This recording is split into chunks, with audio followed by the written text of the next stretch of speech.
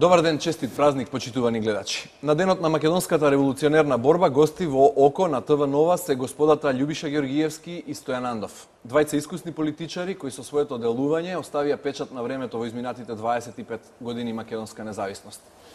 Добре дојдовте во Око на ТВ Нова. Добре. Се чувствувате ли празнично? Мене ми е секој ден празник. Пензионерски или? Пензионерски се да. Добро денес е сепак 23 октомври. Господин Ѓоргиевски, како се чувствувате вие?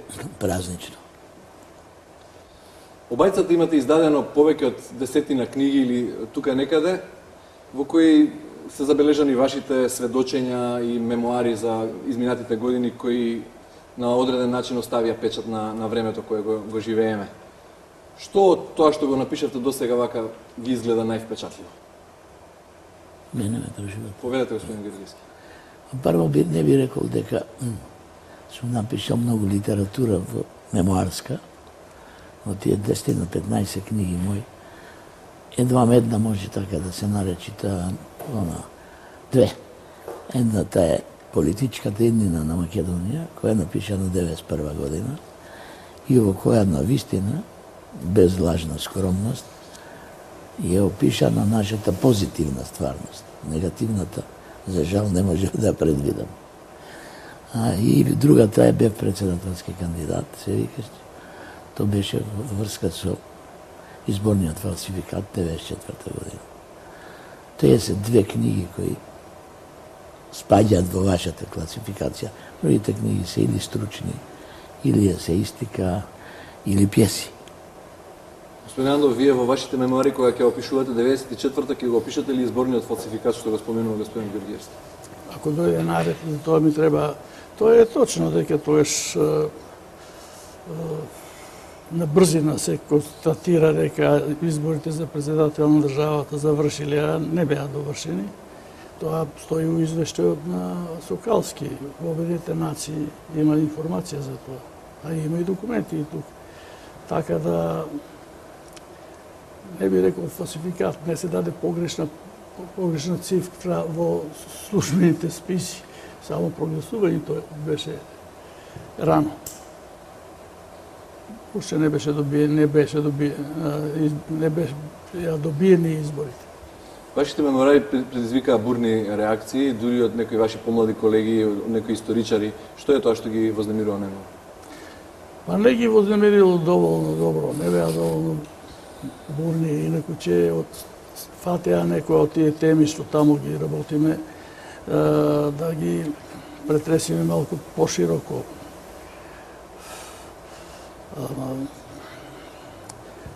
Јас ги изнесов фактите како стоат, што се случува и на кои проблеми наидувавме, со кои сили располагавме и така натаму. И од таму се видува и тенденциите каде ќе одат работите и нешто и за тоа пишував од книгите. Однапред ги предвидев овие работи. Добар ден. Годинава на господин Ѓоргиевски. Па имаме нешто подруги оценки.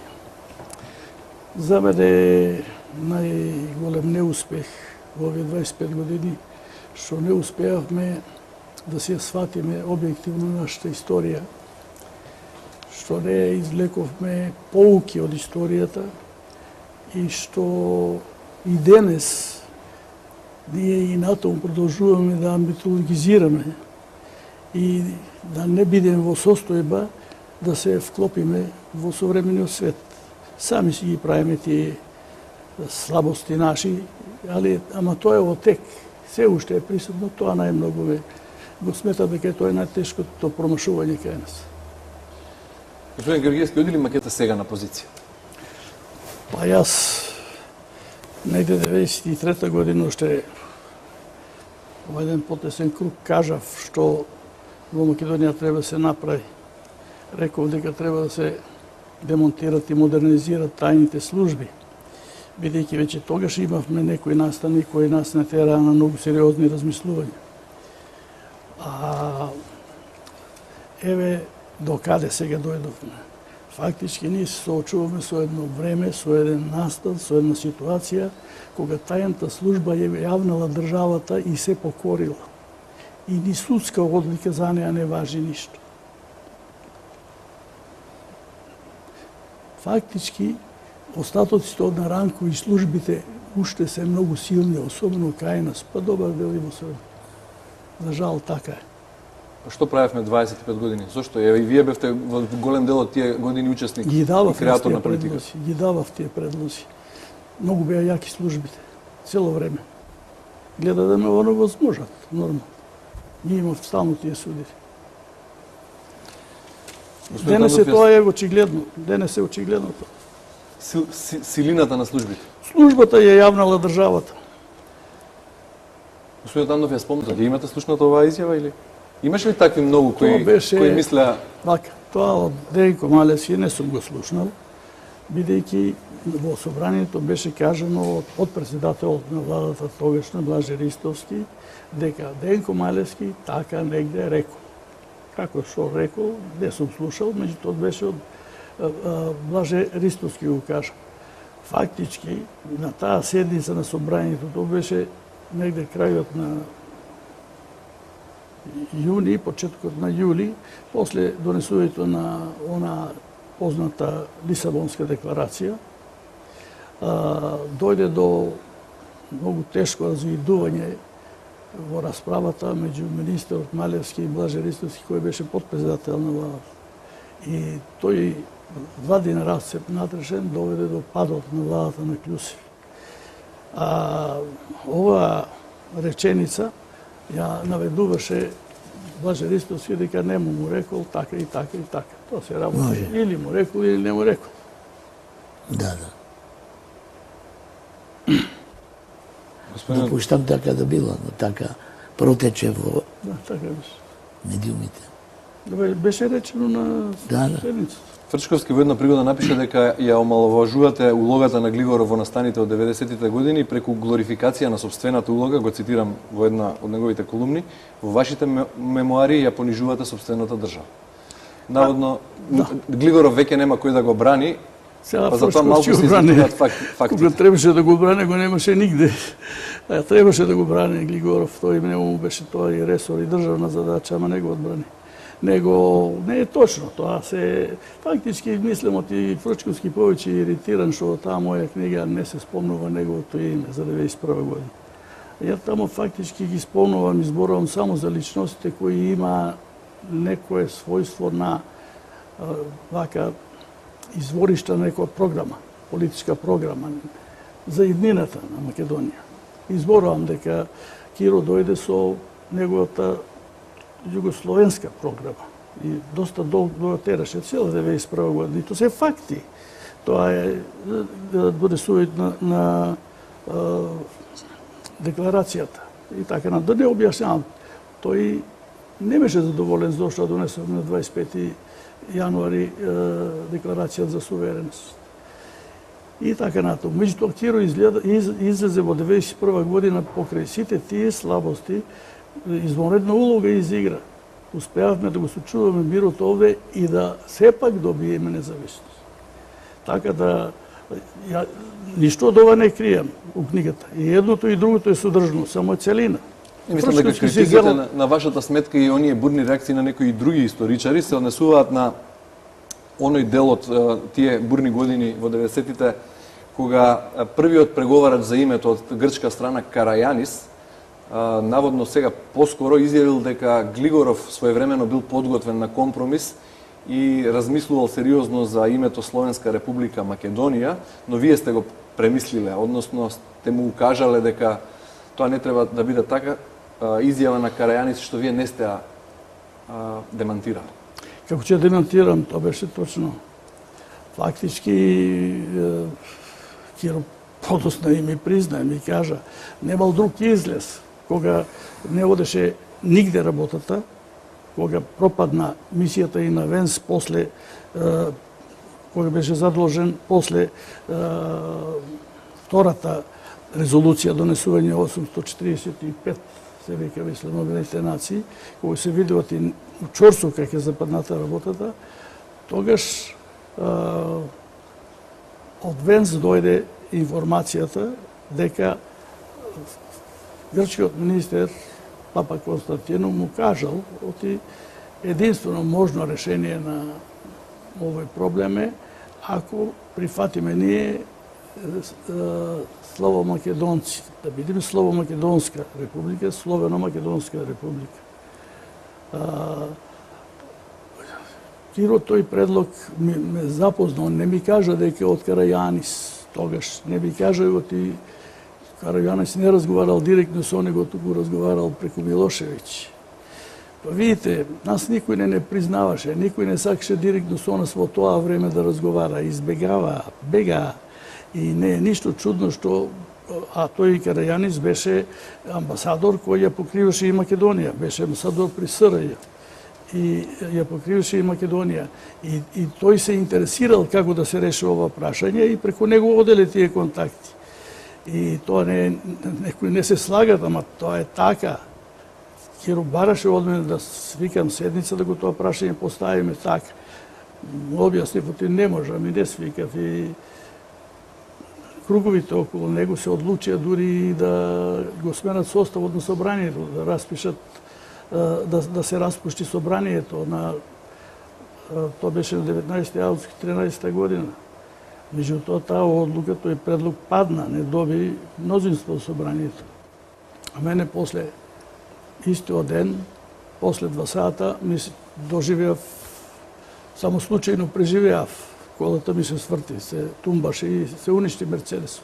Не мислите дека името е голем проблем и денес? Дека Македонија после 7 последователни извештаи или 8 веќе на Европската комисија дека треба да отпочне преговори со Европската унија, но не почнува заради тоа, па ни се случува и оваа криза, дека и денес името е клучна кочница на на патот? И денес е тоа.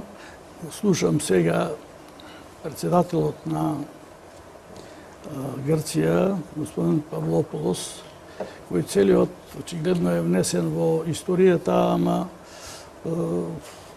мои критички забелешки за него се дека неговото ставот него дека Македонија е грчка, да оставиме ни историјата, па нека спорат за тоа историчарите чија и каква била, и ако сакат нека спорат, ако сакат нека не спорат.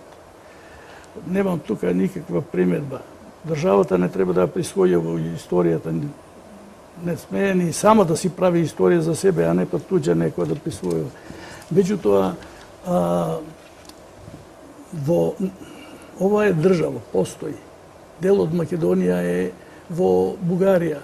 Павлополос кога вика дека Македонија е грчка, треба да објасни дали се со тоа неговиот став, дали е исти со некои грчки професори кои викат Македонија е грчка, еден дел е ослободен, а неослободените делови се оваа наша и онаа во Бугарија.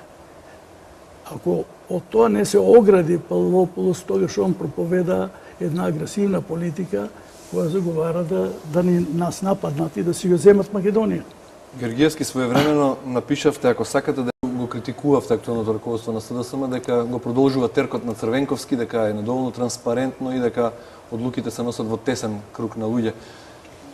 Се согласувате со ова што го зборува Георгиевски? Јас СДС во целост го поддржувам, бидејќи е опозициона партија и мислам дека во Македонија е потребна промена на власта, заради тоа што 10-годишното владење на ВМРО ДПМН, иако јасна кога 2006 година се надевав дека нешто ново ќе биде и ќе биде модерно и современо, и имаше и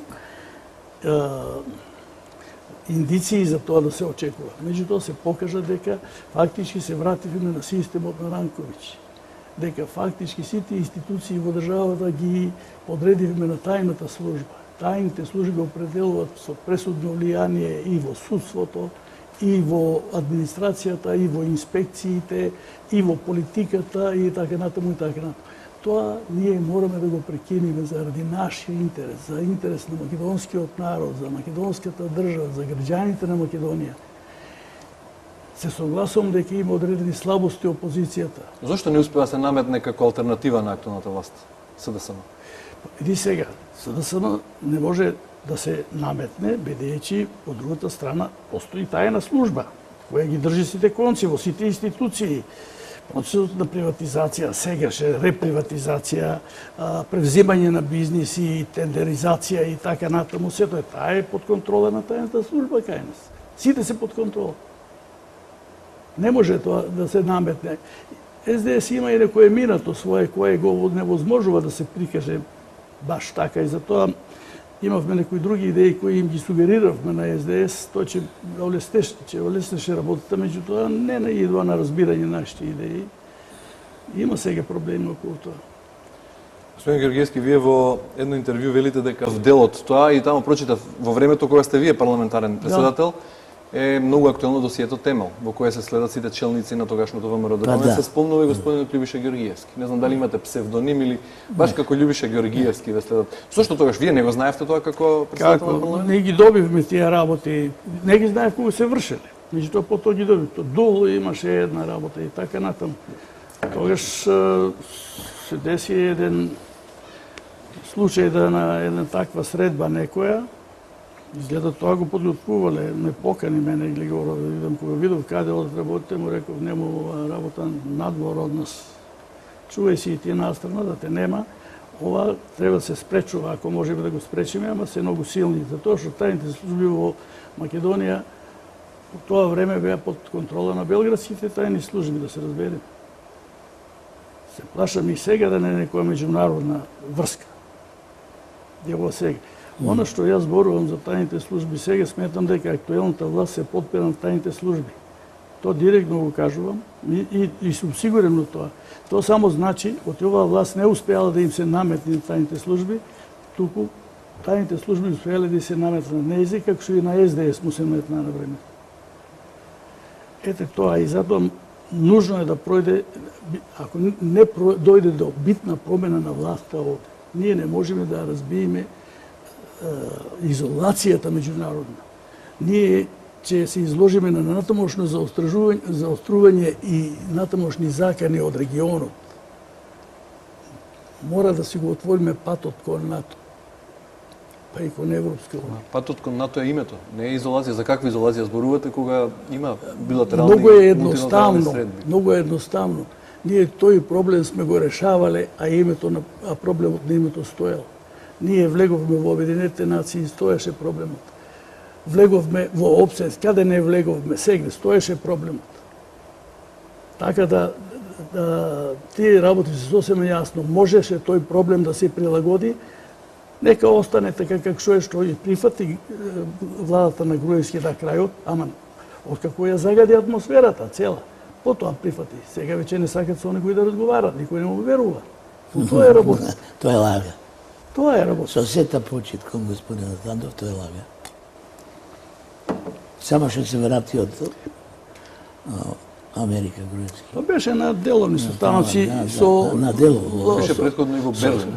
Вие бевте собраниски председател и прва кризната година, која заврши со Охридскиот договор, при што се рекомпонираше државата со промена на уставот.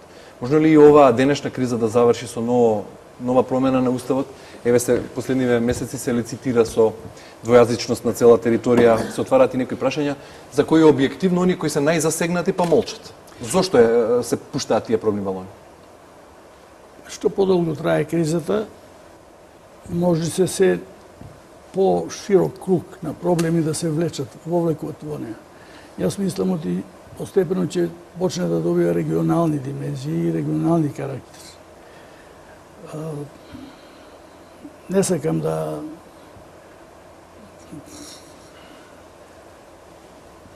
навестувам црни вести, меѓутоа мислам оти вака како што е сега е неодрживо. Треба да се менува власт.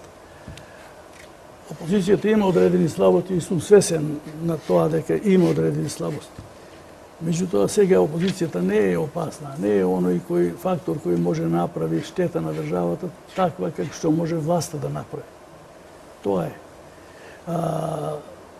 Инаку ние не сме во состојба, вие само велите така, меѓутоа ние не сме во состојба да си го најдеме место во регионот, во соседство.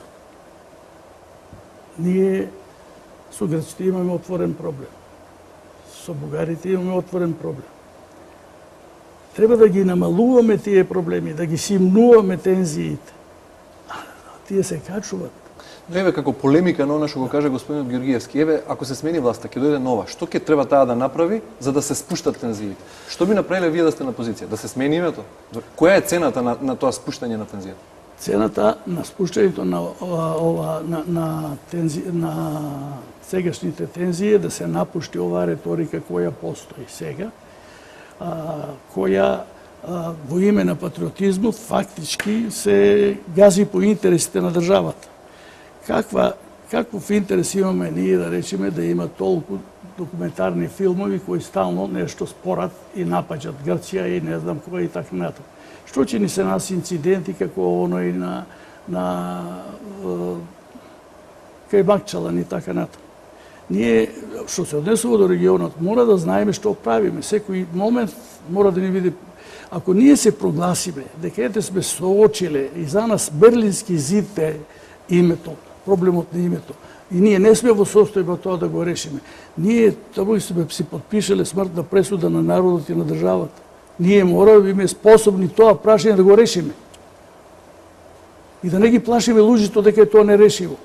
Ако не е решиво, значи ти не си способен да го решиш. Оди си, ќе дојде некој што е способен. Заев ќе дојде. Пешки. Ве молам сега. Не е убаво, ја овде сега не сакам да личности, не сакам да кој е колку способен и така натаму. Тоа е изборите ќе си кажат за таа работа, ќе видиме како ќе биде.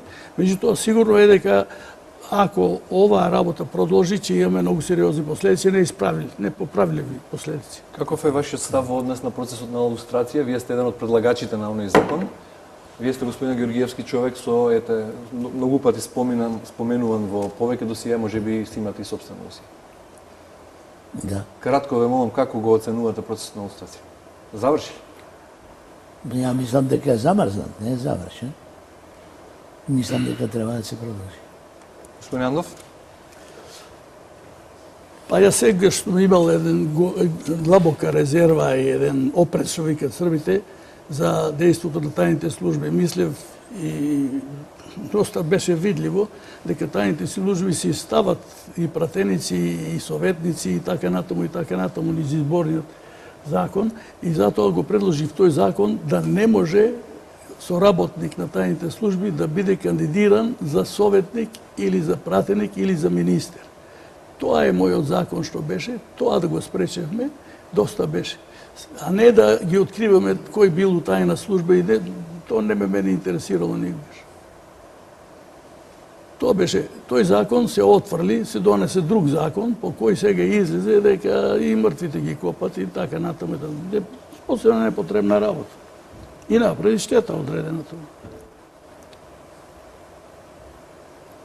Со Тито Петковски бевте на суд откако го тужевте за навреда, бидејќи во некоја своја колумна ве нарекол голем политички манипулатор, веројатно затоа што повеќе од 2 месеци не сте ја ставале на дневен ред во парламентот аферата прислушкување од 2001, што ја во тоа време ја обелодени Црвенковски. Зошто не ја стававте аферата прислушкување на дневен ред во парламентот? Не се сеќавам, само знамо ти нешто се го тужев, ама после не бе председател кога го тужев. Во 2001 Тито не беше. Се сеќавате дека 2 месеци не сте ставале аферата прислушкување на дневен ред во парламентот? Така бил? Не. Не е така, не беше. Не. 2001 ние имаме сосема други гајли. Аферата дадовме на една комисија, анкетата, без постојаната анкетна комисија да ја расправа. Не така почна кризата и тогаш. Да. Во јануари на беше. 14 мислам јануари таа изнесе Бранко, излезе, имал повеќе од 100 вакви и така натаму кажуваше. И потоа јас станав и председател на анкетна комисија. Таму го гледавме тоа. Иначе од 2001 тоа јануар почна, у февруар почна војна. Така. Немаше кога да го ставаме на дневен ред. Сема други работи си беа на дневен ред.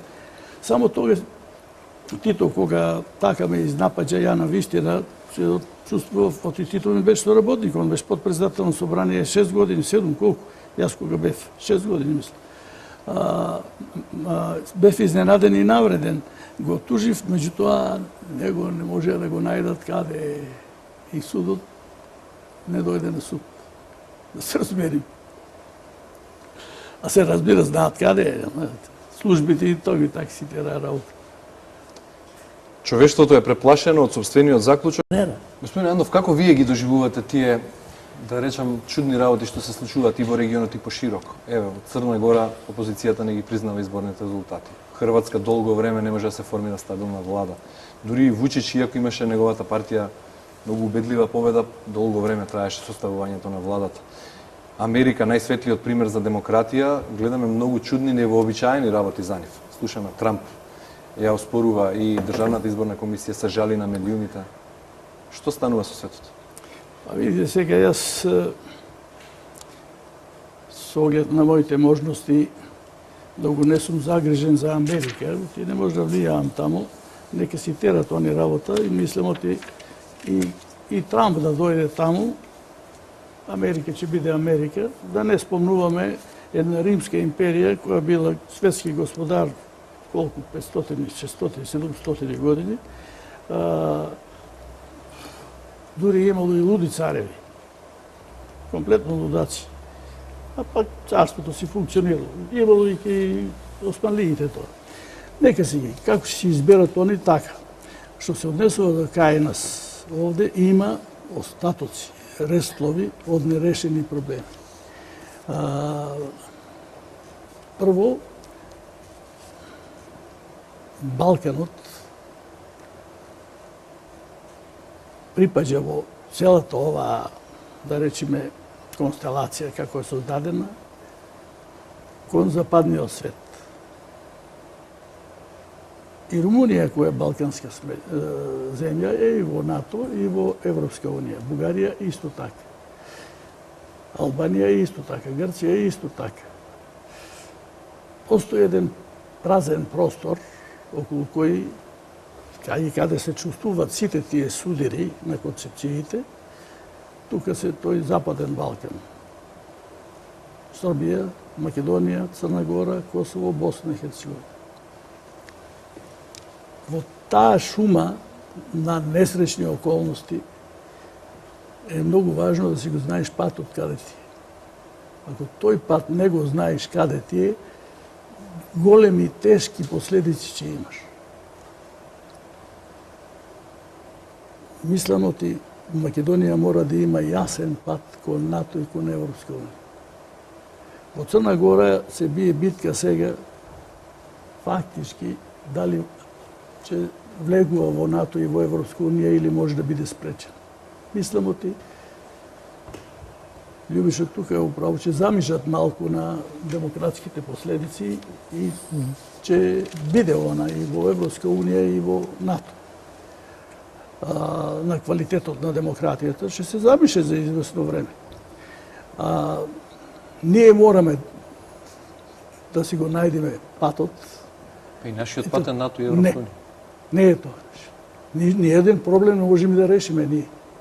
Не сме решиле ништо ние. Ништо не сме решили. Основен услов е добрососедски односи. Што ќе му си таму ако и продолжиш каквите кои си сега ги имаш? Мора го најдеме патот. Грција нема добрососедски односи. Грција има полоши добрососедски односи. Ама она не бара да примат. Како не бара, она е веќе пример. Да. Па има Брексит, има Брексит, има Грексит. Ама да излезе. Има, да. Да. Не знам дали неќе. Не знам дали неќе. Ние сме заслепени од нашата така наречена криза. Во Грција има криза секој ден, 3 години. Луѓето се на улица. Ни еден проблем немаат решен. Ни еден проблем. Пензиите паѓаат, платите паѓаат, невработеноста е огромна. И што? Грција што добива помош, ние не можеме да асониме таа. Па ете и покрај таа асона помош. Тоа е да прошуваме со емисијата кратко. Каков епилог? Епилогот ќе биде... Прогнозирате? Од што е епилог? Од изборите, за излез од кризата? Не знам дали овие избори ќе доведат до излез од кризата. Еве сега, например, мене ме загрижуваат овие работи. Може да дојде до сериозни последици, не функционира судскиот систем. Налог на суд не може да се влезе во... Се влезе, само патот бил Поинаков. Имало грешка во чекори, така? Сега наедно што, нека биде тоа оправдание, ако е така. Меѓутоа ме загрижуваме за работа, тоа може да излезе до многу големи последици да имаме ние овде. И не знам уште кои препки ќе ги создадиме овде до изборите. Уште не знам. Добро вика, не се знае како ќе бидат овие избори. Дали ќе, дури ќе ги одржиме ли? Така да треба патот да се фати сега. Едно е само сигурно. Кој ќе дојде на власт, според изборите да си дојде на власт и да го фати патот што единствено не останува. Да не прикажува приказки, да не митологизира историјата, да седнеме овде да се договориме како може да се излезе од оваа ситуација и да си го добие патот Македонија. Господин Георгиевски, вие рековте ВМРО не е само политичка програма, туку генетска програма за секој што се смета за македонец. Сега во една пригода, скоро кога го критикувавте договорот од Пржина, оној договор што предвидува избори на 11 декември. Ја? Каков епилог очекувате и каде е крајот на? Очекувам огромна победа на ВМРО ДПМН, стабилизацијата на државата и почеток на преговори со Европска унија. Господа, ви благодарам. Прво ве молам, кодот на ВМРО, ако не е кај некој и тој не е македонец, е навредлива работа за повеќе од половината македонци, може и од 80% од македонци. Така е таа работа. Така е. Лидерот на СДСМ јави нам не ни толикува да бидеме македонци. Не, точно. Не. Македонците го сметат како навреда. За македонците е навреда да има код на партија. Не е тоа партија. Партија. Тоа е партија. Не е партија. Партија е тоа. Тоа е партија. ВМРО е историја. Не е историја. Ни историја не е. Македонците имале многу посложена историја. Историјата на ВМРО не е македонска, бре. Матната страна на македонската историја, она го проставува. Тешката, матната страна на македонската историја. Јас немам што да додадам. Јасна е ситуацијата. Кој ќе биде? Да не било така, че имавме држава многу одамна ни? Добро, факт е дека ви благодарам што овој празник го одвоивте за да бидете гостин во Нова. На денешен ден, во 1893 година, во Солун, една група на револуционери се состанала и ја формирала внатрешната македонска револуционерна организација, ден кој денеска ние го прославуваме. Уште еднаш ви благодарам за учеството во емисијата. Не, јас сакам да додам нешто, дека не очекував од господинот Андов да дојде на честитање на денот на ВМРО и да го навреди ВМРО. Но тоа е прашање на лично воспитание. Воопшто не бев канет овде да честитам нечии празник. Не бев да поканет. Не, бевте поканети да учествувам во расправа. Во расправа, во дебата, во едни размисли да пристане. Тоа не бев. Немаме ни честитки. Ви благодарам. Се надевам дека на изборите нема така да види, ќе ни честитат. Ви благодарам многу за учеството. Ќе честитам на победниците на изборите. Почитувани гледачи,